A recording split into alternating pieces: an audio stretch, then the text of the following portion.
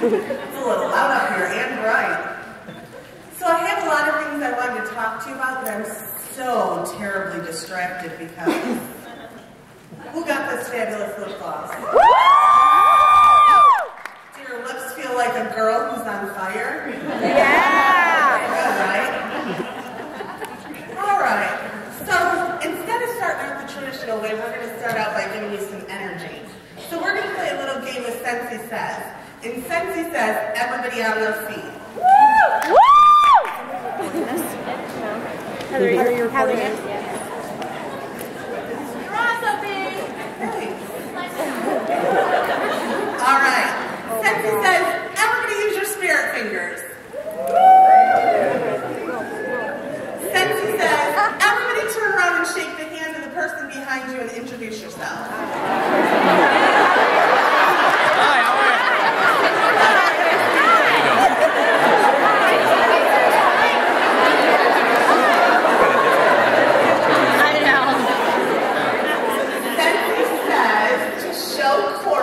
Their first time in New York, the biggest Sensi woo woo in Sensi history. Are you ready? On the count of 3. 1, 2, 3. Alright, so are we ready to learn a little bit about being generous? Yeah! Woo! After all, look how generous Sensi is, right? Those fabulous product kits they gave us, all the goodies you just won. Okay, so we make a living by what we get. We make a life by what we give. That's a pretty powerful statement right there, because you can make a living by what you get, your income, your money base, but you can make your life by what you give. The impact that you have on hostesses, your consultants, the impact you have on the people who are in your life, your spouses, your children. It's huge to leave this life. We only get to walk the road of life once, so you always want to leave it with a pretty big impact. So generosity in sponsorship. We're going to talk about 3 different traits of generosity in sponsorship. We're going to talk about being generous with your time, being generous with your knowledge, and being generous with your heart. So first, being generous with your time. We've all sponsored new consultants, and if anybody in this room hasn't sponsored a new consultant yet, you will. Hold on tight, because this journey is unbelievable.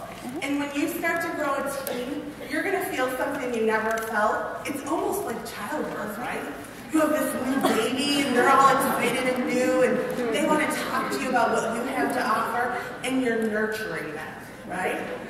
So within the first 24 hours of sponsoring, oh, there we go. Hey,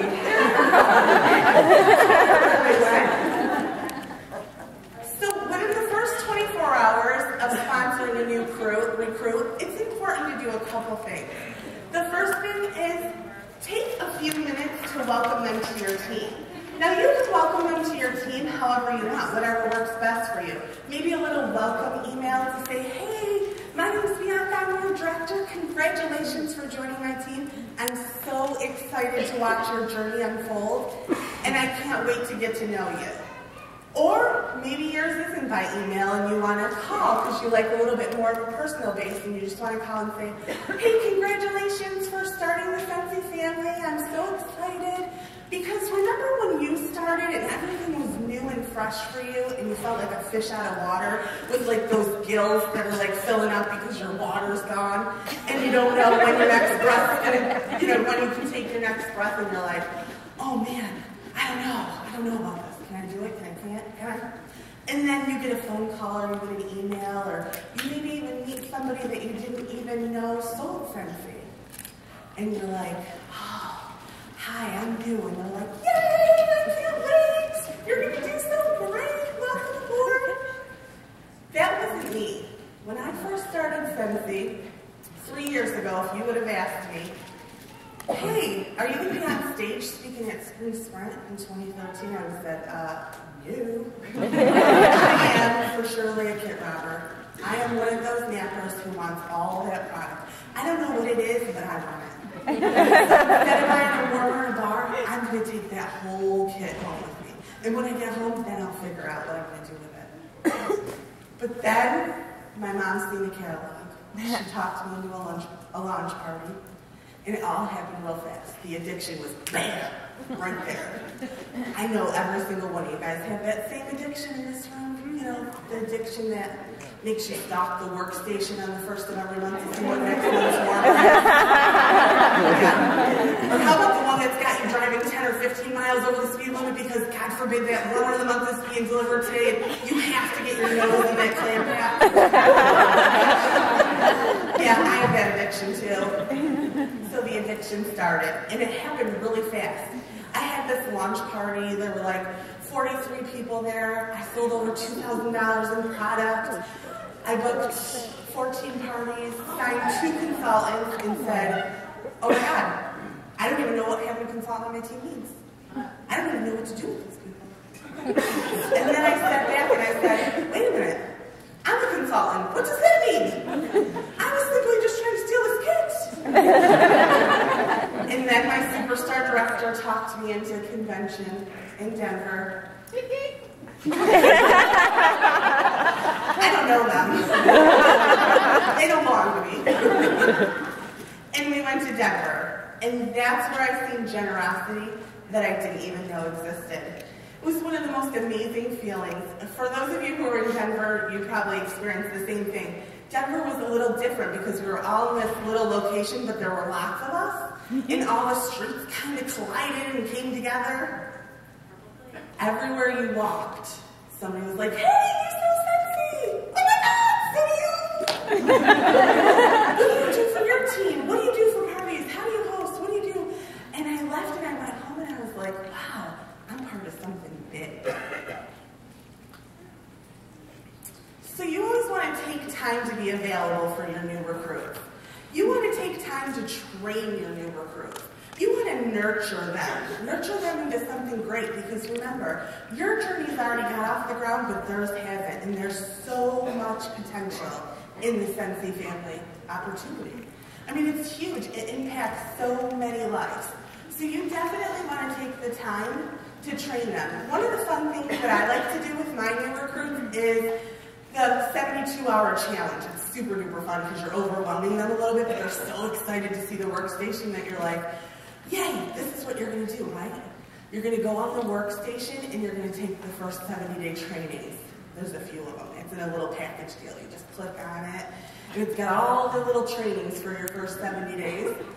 And then if they get that completed within the first 72 hours of becoming a consultant, they'll call me and I'll just pick 3 random questions that were in any one of those trainings.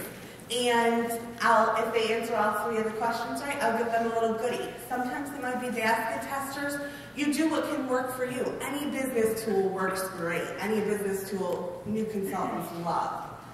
So you just want to definitely make sure at the beginning that you do take the time to make them feel excited to be on this journey. So be generous with your knowledge. Share what you have learned. That's the best thing. If you guys leave today and say, you know what, I'm going to share everything I've learned with every new recruit I have, and even recruits that aren't yours, that's so impactful. The knowledge that I've gotten both from my team, upline and downline, and from other uplines and downlines that have shared with me has been amazing. Your success is not going to be determined by you sharing with somebody else. Whoever told you when you were in kindergarten that if you shared with somebody, you were going to be unsuccessful? Because if your teacher did, there's a problem. Success is not measured in the fact that you're not sharing. You say, well, I have this and it's working great, but I'm not going to share it because if it's working for me, I'm going to go straight to the top. It doesn't work that way. You always want to share. Share what you've learned. Share documents and tools. The documents and tools that you've had that have impacted you in your business, share them with your downline. Share them with your team. Share them group-wide. Because those documents and tools are like reinventing the wheel. If you're coming up with a new document and a new tool, and I'm coming up with one, and you're coming up with one, and you're coming up with one, instead of us just sharing them around the board, we're losing time that's money of us working our businesses. So you always definitely want to share your knowledge. Teach them the tricks of the trade that have worked for you. There's so many things that you can teach them that have worked for you.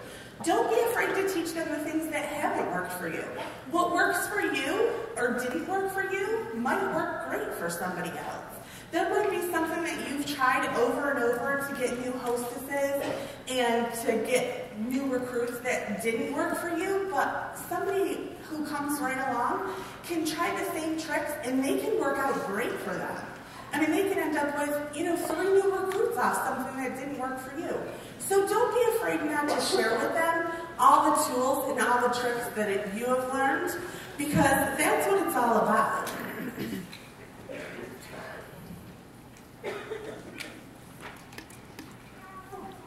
I'm learning this. Motivation is the key to a successful business. Without motivation, it's really hard to be successful in anything, right? Like, I want to successfully wear these 00 pants today to Syracuse. I was successfully motivated to wear these 00s. You can too. I'm just motivation, right? Inspire your new recruits to always dream big. And this is one of my favorite things. Because I don't think in your wildest dreams, no matter what rank you are, that you could have ever imagined how big you needed to dream to be part of the Sensei family. Never in a million years. I mean, the opportunity that the Sensei family is giving us is huge. Share that dream with your team. You want them to dream large. You don't want to sign a recruit who's an essential consultant and say, I hope that in 2 years you're dreaming to be certified. What? Really? Because in 2 years, I hope my recruits are dreaming to be a superstar director. After all, that's where we're all trying to go. Encouraging a new recruit is vital. Without encouragement, which is to give support and confidence and hope to somebody, and for them to feel encouraged, without encouragement and praise, they're just going to be sitting there like a fish out of water with their gills, like I told you before, puffed right out like a big puffy fish, waiting to take their next breath. But they can't take that next breath if you're not encouraging them, if you're not picking up the phone, if when they pick up the phone to ask you a question, if you're not as excitable to give them the answer as they were to call you. It's like a sponge. A sponge soaks up all that water. You want your new recruits to want to soak up every bit of knowledge that you have. You want them to constantly be asking you questions. But if they feel like a bother, there's no way in the world they're going to continue to call you and continue to ask for your help. And if you don't inspire, which is to fill them with the urge and the ability to feel something, they're not going to dream big. Here's a little story for you. I remember when I first started, somebody told me, you need to make a dream board. I was like, oh, what's a dream board? It's your vision board. Like, oh, what's a vision board? At the end of this, I'm going to challenge all of you to make one, because it has been one of the funnest things that I've added to my business. I've done them with my teams. We've had like big meetings where we've all made dream boards and vision boards, and it's been super duper duper duper duper fun. So, a dream board. I made this dream board when they told me what this vision and this dream board was, and I put all the things on there that I was dreaming that I wanted to dream in this lovely life. So I had on there this hammocky thing. Oh, that's fabulous.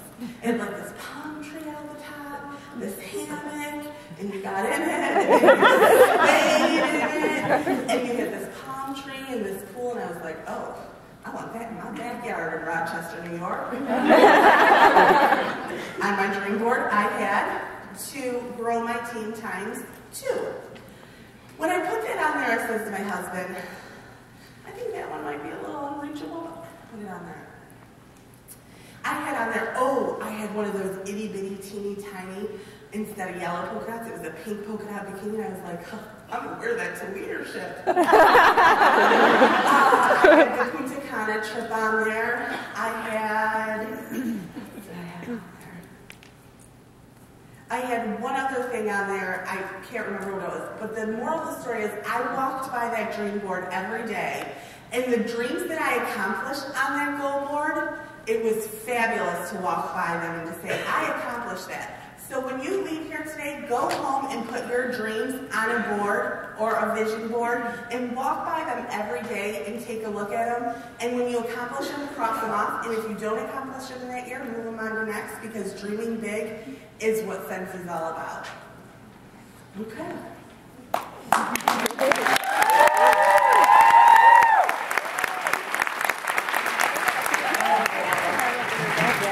Did you do a great job? Woo! All right, now we have some questions for you. You ready? Yeah, a little bit here. All right, now I'm going to apologize to this person. Great, so now that I'm going to like either one of us? You know what? I'm going to have you read their name.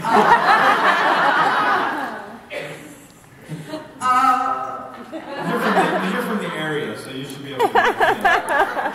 Michael Bors? Michelle Bors? Magdalena Bors? From Syracuse. Oh, there you go. Yeah.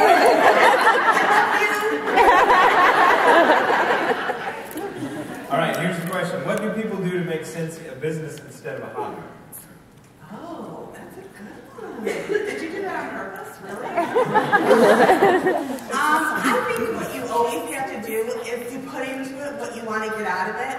And I think another huge thing to that question is always have your door open for business. If you don't physically unlock the door to your business, open the door and say, I'm open, I want to sell, then nobody's ever going to take you serious. You know, they're going to think that this is a hobby. But if you're constantly talking your passion and being the biggest cheerleader for your business, because it's your business and you're going to get out of it what you want to get out of it, then that's where you take it from a hobby to a business, because you're open for business every day. It's a business. You're sharing your passion, and they want what you have. You know, Good answer. If you were a customer, wouldn't you want to at least talk to Bianca once a month? Yeah! You can call me, baby. I know I pay $80 an hour for that. All right, here's the next question. This is from Brenda Maxon. Yes, you got that one. Yeah, you can read where she's from. Governor. You here? Make some noise. We have lights in our Okay. Especially in the area where it is already... Oh, wait, I missed a line. How can I get people interested in selling Scentsy, especially in an area where it is already economically depressed, and there are quite a few consultants already selling it? Economically depressed is fabulous, right? If you're a Scentsy consultant, share the wealth, share the opportunity, share the blessing. If you're in an area where it's economically depressed, it's $99 in a big dream. And that's how you want to present it. You want to present it as a blessing that has changed so many lives, opened up so many opportunities for people who couldn't even imagine the opportunity. So in an economically depressed, I think, you know, becoming a Scentsy consultant is amazing.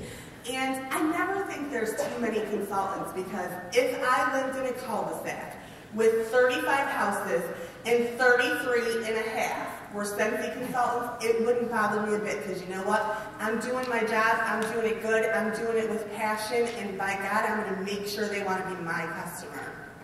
Yeah!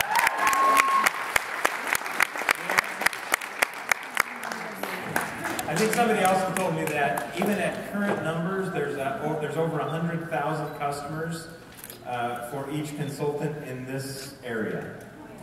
So you should be able to make a living with 100,000 customers.